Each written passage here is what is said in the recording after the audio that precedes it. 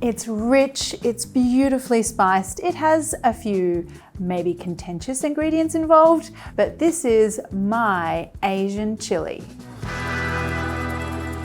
We got some secret ingredients coming up a bit later on, but first of all, I'm going to deal with my beef. So I'm going in here with some big chunks of chuck steak, gravy steak, any kind of like braising beef is good here.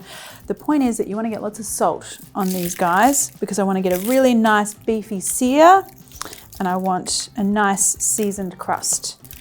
Now get your pan really hot. I want a good solid kind of braising dish here. I'm going to add in some oil. Now go in here with your beef. And I'm going to do this in batches so that I get a really nice kind of caramelized sear on my meat pieces. And then make sure you're seasoning that second side of the beef as well. Now once you can see some nice color on that beef, that was good, just turn all your pieces over. And this step really is all about getting flavor. So you know that old wives' tale that people go on about, like searing the beef is like sealing in the juices. Complete rubbish. You're not going to seal in juices by searing your beef. But what you are going to do is create a beautiful chemical reaction called the Maillard reaction. That's that browning that's happening. And that, my friends, is pure flavor. So that's what we're after here. Pure flavor play. All right, so I'm going to take the beef out now.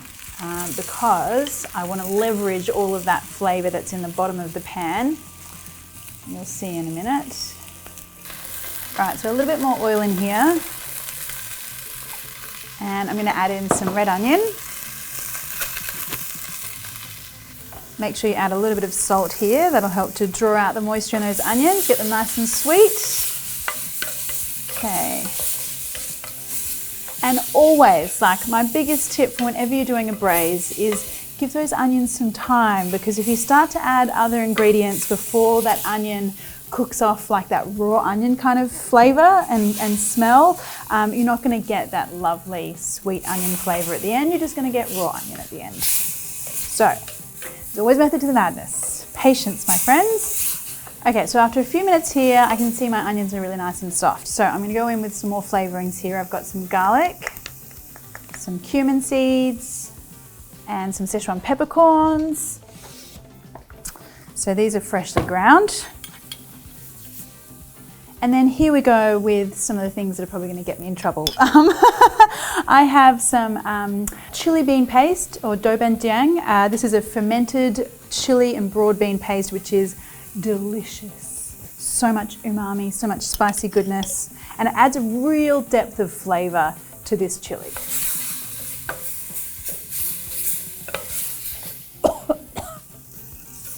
It really assaults your nostrils.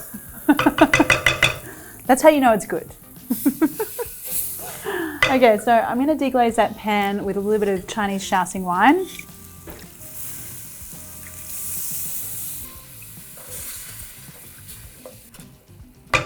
Okay, now I'm going to go in with my seared beef. Okay, so let's give that a little bit of a mix. I want that yummy chili stuff to make friends with that beef in there. Now we can go in with some tomato, just some crushed tinned tomatoes.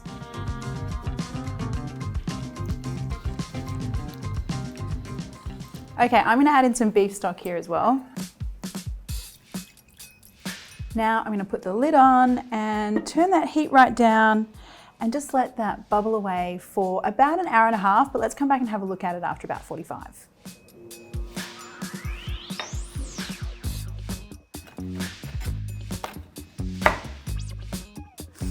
All right, so let's have a look because it's currently smelling amazing in here and I'm getting very hungry. It's like the hardest part of this dish because it makes you so hungry all day. Okay, so I can see here that we're not getting anything kind of stuck to the bottom, which is really I wanted to make sure that the heat wasn't too high. And we're starting to get some thicker kind of sauce here now. But I'm gonna let this go for another 45 minutes and by then we should be fork tender with that beef.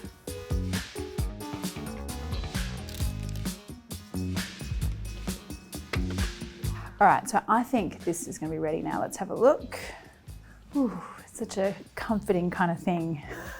It's so lush. I love that color too. You get such a beautiful bright red color when you use the dobenjang. Okay, so I'm just gonna get some forks in here and just rip these guys up, and they should give way without much resistance. Wow, look at that, yum. I mean, I don't mind a good old fashioned, like, you know, ground meat, mince meat kind of chili, but there's something super special about having like that pulled beef kind of texture, I think. So that was pretty good. I've kept it quite chunky. I like it quite chunky. Now I'm gonna do something that seems to be quite controversial, and that is add some beans. So I believe that if you're in Texas, you should probably stop watching right now. But I do have a solution for, you know, like how sometimes when you put red kidney beans in a chili, the red kidney beans kind of get mushy and you get a lot of bean flavor rather than meat flavor. Well, I decided to use some black beans instead, and I soaked and cooked these. They require like an overnight soaking and some cooking, but that's these guys here. And I think they hold their texture a lot better, and they don't sort of invade your meatiness, if you like. You get some nice bean texture and flavor without it overpowering the dish. So there you go. That's my contribution to the chili world. I'm sure there'll be lots of people that disagree. All right, just mix that through, and that is, I mean, that's looking so lush right now. I'm very excited. All right, let's load it up. Time to go, because I'm starving. Okay. Sour cream, cheese, some coriander, yes, the dreaded cilantro, a little sprinkling of like some chopped red onion. If you've saved some from before, that makes it quite easy, and some green chili. Okay guys, so all right, it might be a little controversial, but I mean, I think that this is a really delicious version of chili. Let me just try it out, I'll let you know. Okay, there's quite a few things going on there. Like, that is the most powerful, rich, luxe kind of mouthful. Oh my goodness. That beautiful hint of spice from the chili, the extra umami from the dobenjang, and that smoky cheddar is just perfection. Yum. Yum, yum, yum, yum, yum. Hey friends, I hope you enjoyed that one. If you did, why not hit the like button? And even better, I would love so much if you would subscribe and even hit that little bell button so you get notified every time I release a new delicious video. Thanks guys.